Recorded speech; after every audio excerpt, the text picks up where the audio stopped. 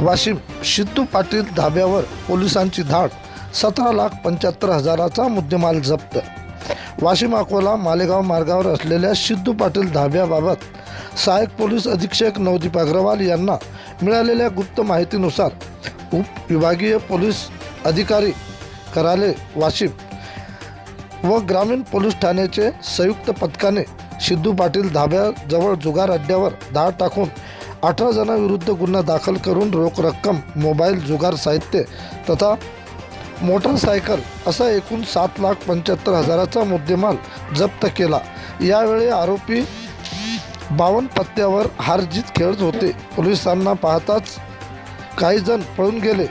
नाजिम खा पठाण, गणेश शेंद्रे, सिद्धेश लोणसुने चौधरी, शेख खाजा, देवदास वानखडे, लक्ष्मण काळे, शेख इक्बाल, दत्ता लठाळ, मॅनेजर युवराज, श्यामा सुरवसे यांच्या विरुद्ध गुन्हा दाखल करण्यात आला आहे।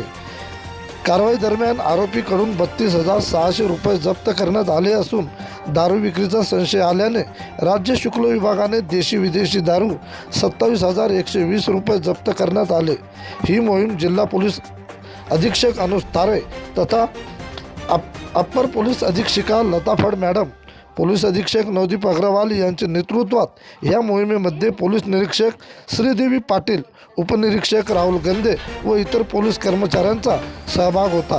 प्रतिनिधी विठ्ठल भागवत।